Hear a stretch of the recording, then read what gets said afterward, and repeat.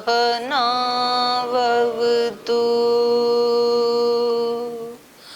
सहनौ भुनक्तु सह वीर्यं करवावहै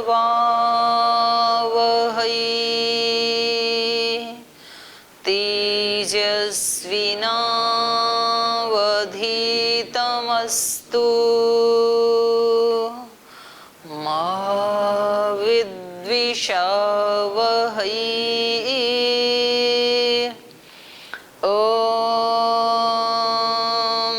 व्रतानां व्रतपति व्रतं चरिष्यामि तच्छकेयं तन्मे राध्यताम् इदमहमनृतात् सत्यमुपैमि। ॐ शान्ति शान्ति शान्तिः।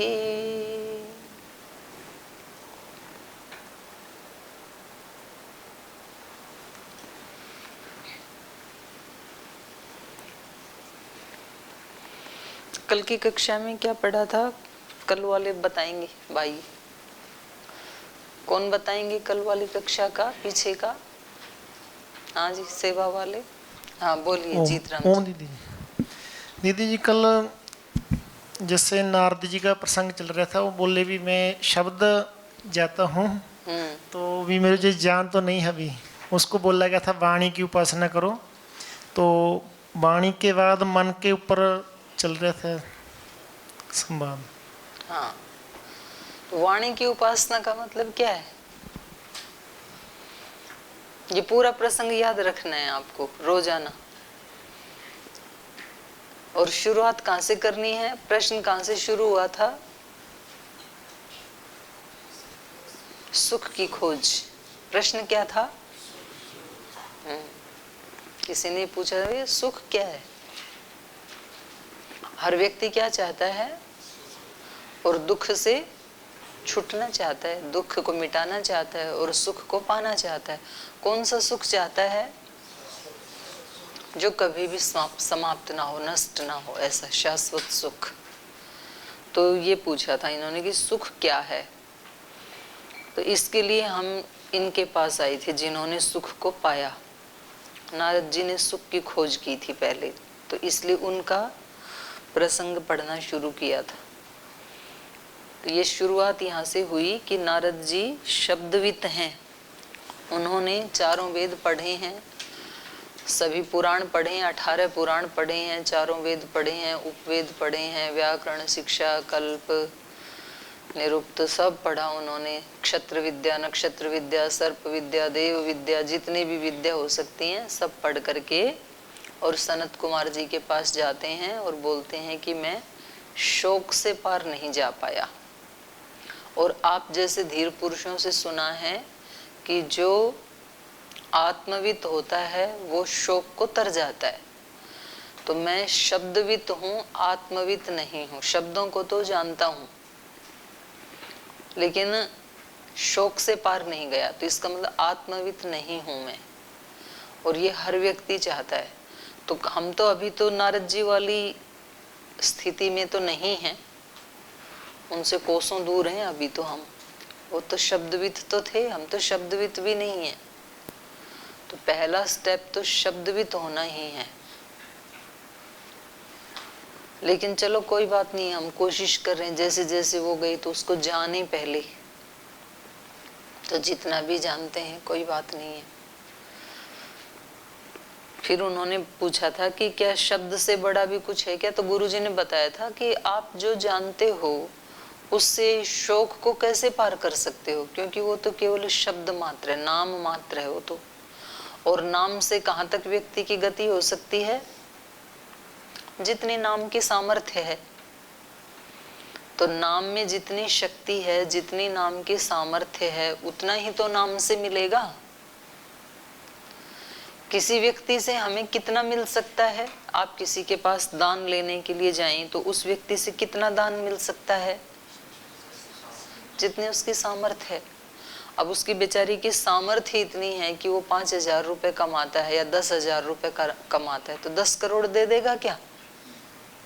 और आप जिद करो कि नहीं मुझे तो 10 करोड़ चाहिए, मेरा काम नहीं चलने का 5,000 में, मुझे 10 करोड़ रुपए चाहिए, तो वो बोलेगा कि भाई आप कहीं आगे चलो, जिसके पास 10 करोड़ रुपए हैं उनके पास जाओ। बोले नहीं मुझे तो आपसे ही चाहिए। ऐसे होता है क्या? ऐसे आप कहोगे तो मिल जाएगा क्या वहां से? उसकी सामर्थ्य नहीं तो कहां से देगा? तो हम रोजाना यही तो करते हैं संबंधों में। और क्या करते हैं हम? सबको सुख चाहिए। घर में माता पिता बच्चों को बोलते हैं कि आपने हमें परेशान कर रखा है, आप ऐसे करें तो हमें सुख मिल सकता है। वो कहते हैं जितना हमारे से हो पा रहा है हम कर रहे हैं। बोले नहीं इतना नहीं, मुझे बड़ा सुख चाहिए। वो बच्चे कहते हैं इतनी सामर्थ्य है हमारी तो। बोले नहीं इतनी वाली सामर्थ्य से, इतने सुख से हमारी को तृप्ति नहीं होगी, हमें बड़ा सुख चाहिए। तो बोले बड़ा चाहिए तो आप कहीं बड़े वाले के पास जाओ, हमारे पास तो इतना ही है। बच्चे अपने माँ बाप से बोलते हैं, शिष्य अपने गुरुजनों से बोलते हैं, गुरुजन अपने शिष्यों से बोलते हैं, पति पत्नी से बोलते हैं, पत्नी पति से बोलती है, एक मित्र दूसरे मित्र से बोलता है, एक पार्टनर दूसरे पार्टनर से बोलता है। पूरे संसार में जहाँ कहीं दो के संबंध हैं तो वहां पर अगर डिमांड बढ़ जाती है कि और चाहिए, तो दूसरा व्यक्ति कहता है मेरे पास है ही नहीं इतना। जो घरों में रहते हैं, पति पत्नी दोनों सर्विस करते हैं और बच्चों को सुबह स्कूल छोड़ देते हैं, और जब शाम को आते हैं तो बच्चे थके हुए, तो बच्चे कहते हैं हमारे साथ थोड़ी बातचीत करो, हमारा होमवर्क कराओ, हम बिल्कुल थक के आए हैं, स्कूल में इतना पढ़ के आए हैं। तो पत्नी अपने पति को बोलती है कि आप संभालो इनको, मेरे को तो अभी खाना बनाना है, मैं तो खुद थक के आई हूँ। पति बोलते हैं मेरी तो आज बात ही मत पूछो, मैं तो इतना झगड़ करके आया हूँ ऑफिस में। वो कहती है कि आप अपनी बात में सुनाना, पहले मेरी सुनो, आप मेरे यहाँ बहुत तंग किया गया आज मेरे। तो सारे के सारे क्या हैं? खाली खाली हो गई सबकी शक्ति। और तीनों एक दूसरे से मांग रहे हैं और तीनों खाली हैं, तो तीनों के पास ही देने को नहीं है। तो फिर माँ बच्चों को झुंझलाती है, बच्चे माता पिता को झुंझलाते हैं, पत्नी पति पे झुंझलाती है, पति पत्नी पे झुंझलाते हैं, सब सबको झुंझला रहे हैं, क्योंकि तीनों ही खाली हैं और तीनों को ही तीनों से चाहिए। तो है ही नहीं तो कहां से दें? तो समाधान क्या है तीनों का? कोई नजर आता है समाधान आपको?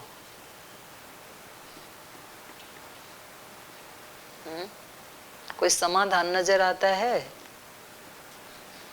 क्या करें तीनों? आप तो बड़े हो गए, अभी आचार्य हो गए, सन्यासी हो गए, तो ये तो कॉमन सी समस्या है। तो क्या करें, इसका समाधान क्या है? योग करो। ये बात तो शाम की है।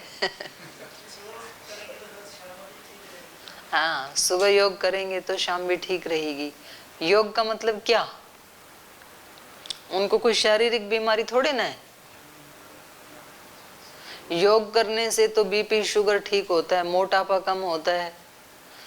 प्राणायाम करेंगे, एक्सरसाइज करेंगे, वो भी कठिन है वैसे, सुबह सुबह ड्यूटी पे जाना है तो, पर चलो कर भी लें आपकी शिक्षा मान के।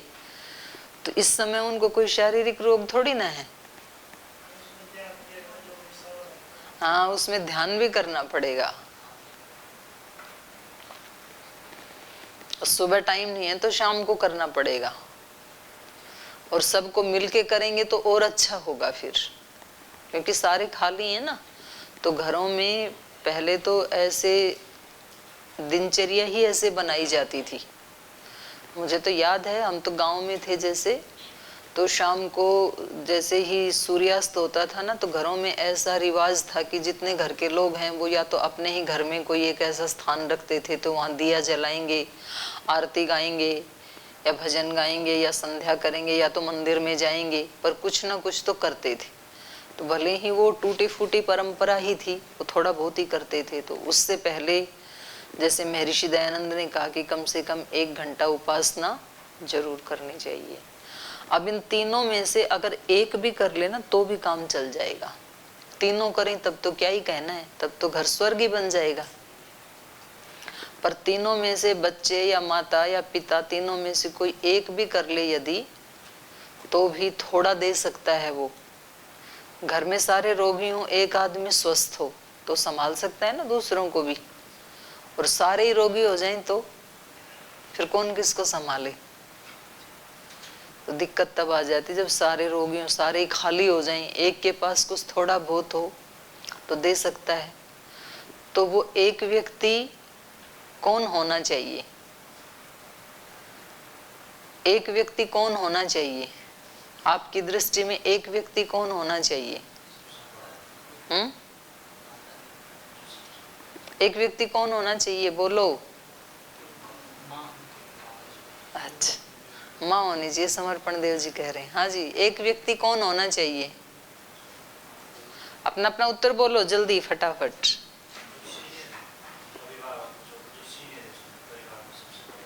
अच्छा, जो उम्र में बड़ा है वो होना चाहिए। इन्होंने माँ बोला, उन्होंने सीनियर कह दिया, ठीक। और कौन होना चाहिए ये कह रहे हैं? अब माँ तो आ गया इनका, ये माँ बता रही।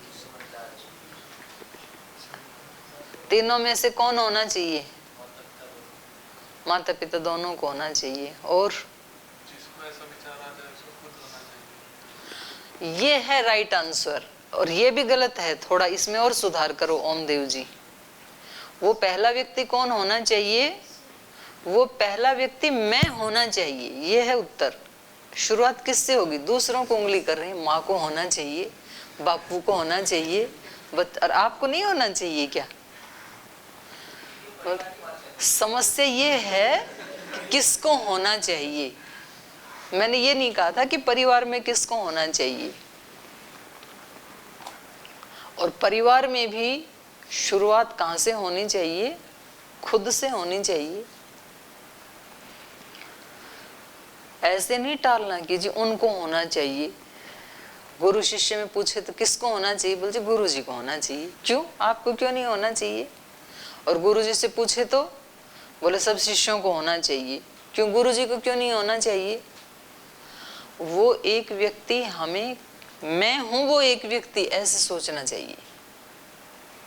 तो आप अपने कक्ष में रहते हो तो बाकी चाहिए सारे कक्ष वाले ठीक से व्यवहार करें या ना करें, लेकिन ठीक व्यवहार करने वालों में कोई एक व्यक्ति भी यदि हो कक्ष में तो ठीक से चलता रहेगा कक्ष का। तो वो एक व्यक्ति कौन होना चाहिए? एक व्यक्ति कौन होना चाहिए? मैं स्वयं, खुद को होना चाहिए। शुरुआत खुद को, भाई मैं ही हूं वो। आपको कहा जाता है कि टाइम पे आना चाहिए, ये एक कॉमन बात है। तो टाइम पे आना चाहिए, किसको आना चाहिए? किसको टाइम पे आना चाहिए? मुझे आना चाहिए, ऐसे बोलो। टाइम पे किसको आना चाहिए? हर व्यक्ति ऐसे सोचेगा ना कि मुझे करना चाहिए, तो फिर तो हो ही जाएगा। और हम ये कहेंगे कि नहीं दूसरे को आना चाहिए, तो फिर नहीं हो पाएगा। तो इन्होंने कहा कि शब्द से उतना ही मिल पाएगा जितने शब्द की सामर्थ्य है, संसार से उतना ही मिल पाएगा जितनी संसार की सामर्थ्य है। उसके बाद फिर सामर्थ्य को बढ़ाया जाता है, अपने से बड़ी वाली सामर्थ्य के पास जाना पड़ता है। और ज्यादा चाहिए तो फिर सामर्थ्य लेनी पड़ेगी, अपने पास खत्म हो गई तो इन्होंने पूछा कि शब्द से भी बड़ी कोई सामर्थ्य है क्या? शब्द से भी बड़ा कुछ है क्या गुरुजी? तो गुरुजी ने कहा हाँ, शब्द से बड़ी तो क्या है? वाणी। क्योंकि शब्द तो अभिव्यक्त नहीं है, वाणी उनको अभिव्यक्त करती है। किसी व्यक्ति के पास कितने शब्द हैं, कैसे शब्द हैं, ये कब पता चलेगा? जब वो व्यक्ति बोलेगा, जब वो उच्चारण करेगा, तो शब्द से भी, नाम से भी बड़ी क्या है? वाणी। तो इन्होंने कहा था कि आप वाणी की उपासना करो, तो उससे ज्यादा मिलेगा, शब्द से ज्यादा मिलेगा, क्योंकि वाणी की शक्ति शब्द की शक्ति से ज्यादा है। तस्मात् वाक् उपास्व, वाणी की उपासना करो। वाणी की उपासना मतलब क्या? कल बताया था, बताओ जरा, वाणी की उपासना का मतलब क्या है? कौन बताएगा? कल वालों में से बताओ।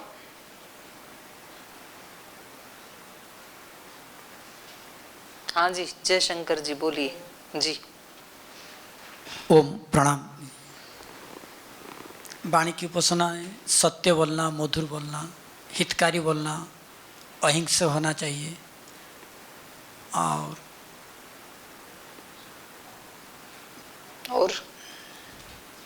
मधुर बोलना, इसी प्रकार। ये तो बोल दिए सारे, वही मिस किया जो कल मिस किया था आपने। ईश्वर की उपासना और अनासक्त भाव से करना।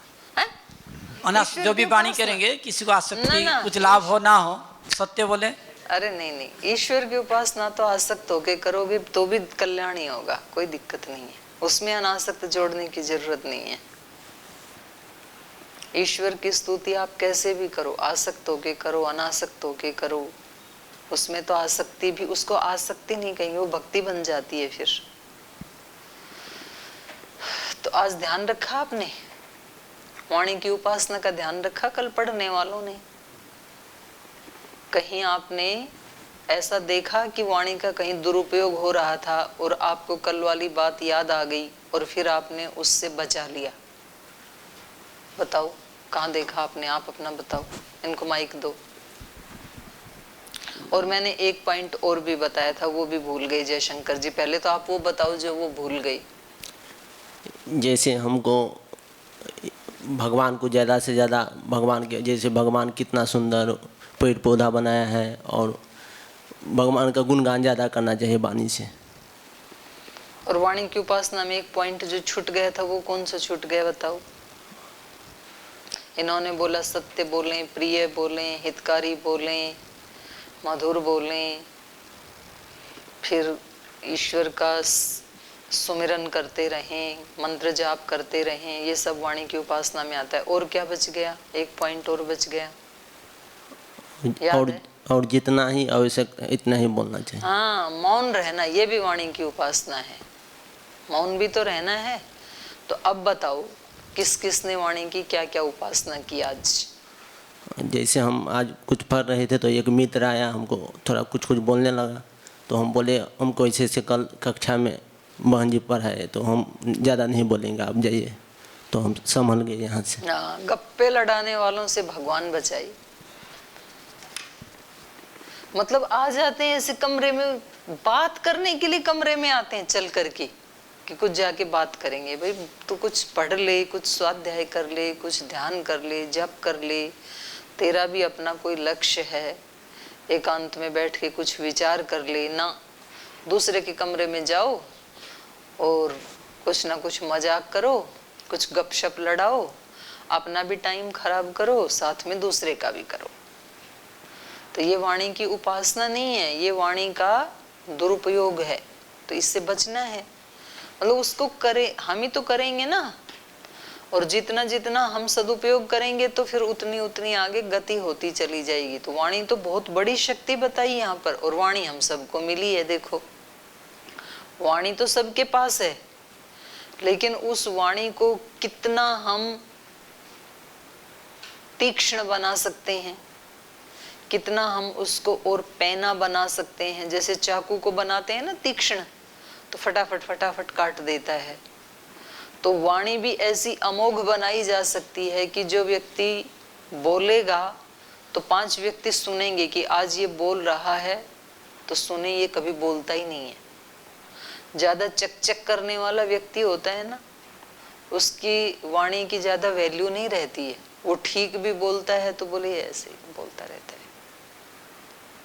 जो व्यक्ति शांत रहता है, कम बोलता है, वो जब बोलता है तो उसकी बात के ऊपर ध्यान दिया जाता है। वो ज्यादा सुनता ही रहता है, ज्यादा बोलता नहीं है।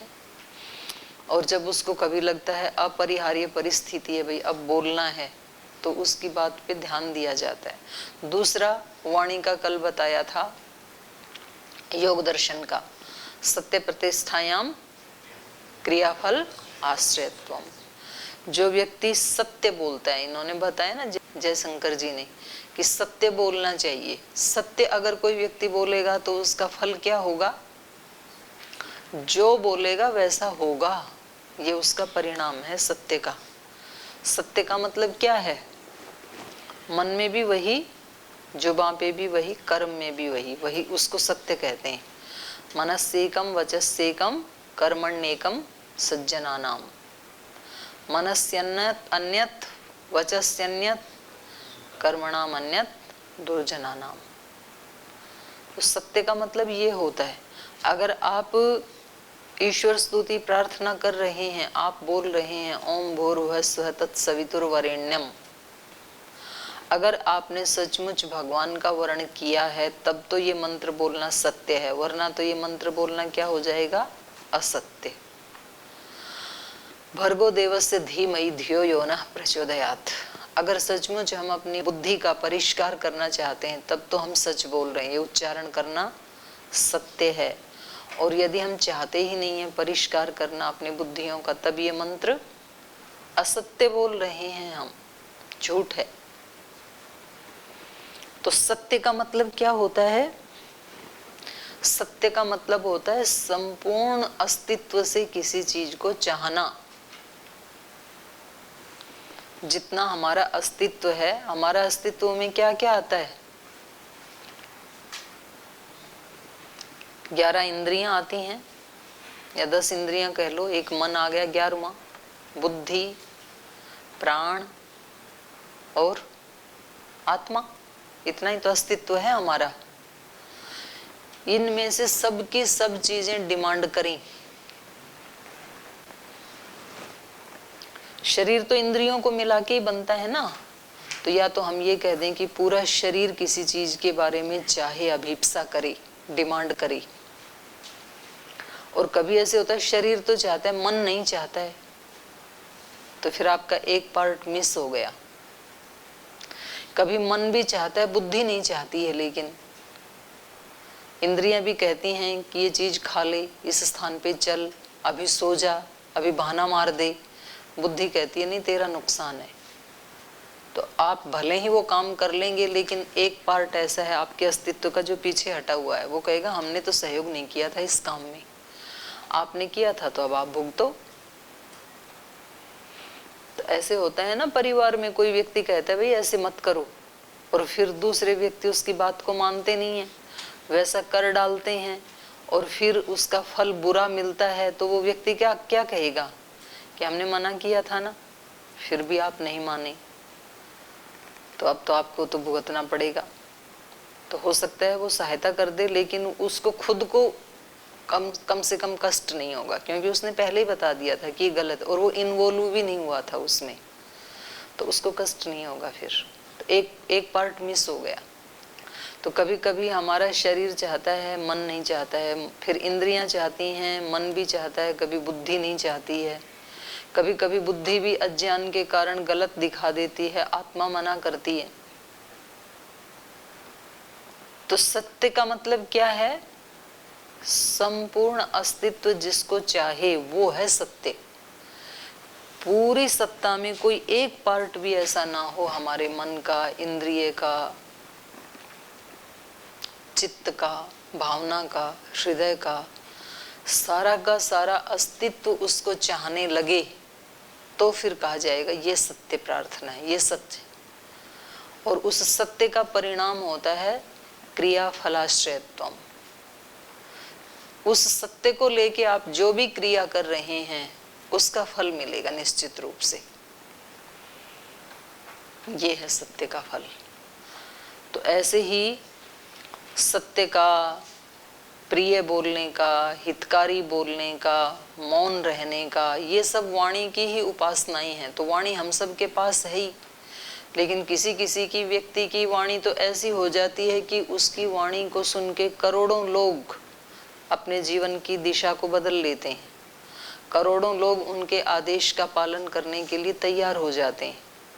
और एक वाणी ऐसी होती है कि उससे व्यक्ति खुद ही उसको सुनने को तैयार नहीं होता है। व्यक्ति अपनी ही वाणी को अपने आप ही सुनने को तैयार नहीं होता, ये भी वाणी है। एक वाणी ऐसी है कि जिस वाणी को आपके साथी ही नहीं मानते हैं, आपके माता पिता ही नहीं मानते हैं, आपके गुरुजन ही आपकी बात को नहीं मानते हैं।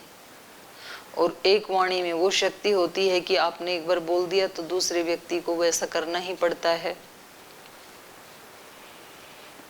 तो उसको बोल देते हैं लोक में, भाई इसका गण ऐसा है, इसका ऐसा गण है, ये कुछ बोल देता है तो इसकी बात को सब सुनते हैं। इसका गण ऐसा, ये बोलता है, इसकी बात को कोई नहीं सुनता है। तो वाणी तो बहुत बड़ी शक्ति है। तो यहाँ सनत कुमार जी ने बताया नारद को कि आप वाणी की उपासना करो, आपको सुख की खोज है ना। तो सबसे पहले शुरुआत कहाँ से की? वाणी से। और भी तो कहीं से शुरुआत कर सकते थे ना, तो पहली शुरुआत कहाँ से की? वाणी से। क्योंकि जितनी भी इंद्रियां हैं उनमें वाणी सबसे ज्यादा सशक्त है, सबसे ज्यादा महत्वपूर्ण है। तो मैंने कल भी बताया था कि जितने भी दूसरी योनियां हैं उनके पास जुबान नहीं है। ये पहला अंतर है। हम मनुष्यों को दूसरे प्राणियों से अलग करने के लिए पहला, सबसे पहला जो सशक्त अंतर दिखाई देता है वो क्या है? वाणी। किसी के पास वाणी नहीं है, मनुष्य के पास वाणी है। वो अपनी बातों को भी अभिव्यक्त कर सकता है, वो दूसरे ऋषियों की वाणी सुन करके अपना उद्धार भी कर सकता है, उससे प्रेरणा भी ले सकता है। ये वाणी और किसी के पास भी नहीं है। और दूसरा जो सबसे बड़ा डिफरेंस है वो है बुद्धि। उसको बुद्धि कहें, मन कहें, क्योंकि एक ही करण है अंदर का, उसी को ही उसके चार अलग अलग कार्य होने से मन, बुद्धि, चित्त, अहंकार ऐसे बोल देते हैं। तो यहाँ उपनिषद में जो मन का प्रयोग किया है वो मन किस उसमें आया है, किस अर्थ में आया है? बुद्धि की। दूसरे प्राणियों के पास बुद्धि नहीं है अच्छा बुरा सोचने की, या है तो बहुत कम है उनके पास। बस इतनी सी है, उनको धूप लग रही है तो उनकी बुद्धि कहेगी कि छांव में चलो, तो पेड़ के नीचे चले जाएंगे। पेड़ के नीचे ठंडी लग रही है तो उनकी बुद्धि कहेगी कि चलो धूप में। मतलब इतनी बुद्धि नहीं है कि वो ऐसे सोच सकें कि हम मोक्ष को प्राप्त कर लें, हम अपने अविद्या आदि दोषों का नाश कर लें। ऐसी बुद्धि उनके पास नहीं है, लेकिन मनुष्य के पास है। तो ये सबसे बड़ी दो विशेषताएं हैं इस मनुष्य के पास। तो इसलिए सनत कुमार नारद को क्या बता रहे हैं? आपको यदि सचमुच ही सुख की खोज है ना, तो सबसे पहले वाणी को पकड़ो। और संध्या हवन में भी पहले, सबसे पहले स्पर्श किसका किया जाता है? वाणी की पवित्रता के लिए प्रार्थना की जाती है। ओम वांग मास्यस्तु। तो पहले सिर की भी तो कर सकते थे, सिर सबसे ऊपर है, सबसे महत्वपूर्ण है, लेकिन प्रार्थना किसकी की? वाणी की। हवन में भी ओम वांग मास्यस्तु। तो सबके मुख में है ही, आस्य में ही वाक है, तो फिर प्रार्थना क्यों कर रहे हैं? दृष्टि की भी कर सकते थे पहले, कि मेरी दृष्टि ठीक हो, पहले मेरा विचार ठीक हो, ये भी तो प्रार्थना कर सकते थे। लेकिन प्रारंभ कहाँ से किया है? वाणी से। तो हमें ये जो वाणी मिली है, ये क्या शक्ति है, इससे क्या क्या अभिव्यक्त किया जा सकता है, क्या क्या झगड़ा मिटाया जा सकता है, क्या क्या झगड़ा नया खड़ा किया जा सकता है। गंभीर चिंतन करना चाहिए इसके ऊपर। संसार में जितने भी झगड़े हैं वो किसके कारण हैं? वाणी के दोष के कारण है। आप कहेंगे जी वो मन के दोष के कारण है, मन का तो है ही दोष, तो इसीलिए तो उससे अगला नंबर मन का आया। क्योंकि जो मन में कुछ बुरा भाव आएगा, बुरा विचार आएगा, वही तो वाणी में बोलेगा ना। लेकिन अगर मन में तो आ जाए और वाणी में ना बोले तो फिर झगड़ा होगा क्या? तब झगड़ा नहीं होगा कम से कम। तो स्थूल झगड़े को मिटाने के लिए पहले क्या करना पड़ेगा? वाणी का कंट्रोल। अब मन में व्यक्ति को आता है कि मैं रसगुल्ला खाऊं और डायबिटिक है, मन में तो आ गया, लेकिन जिह्वा के ऊपर नहीं लेके गया।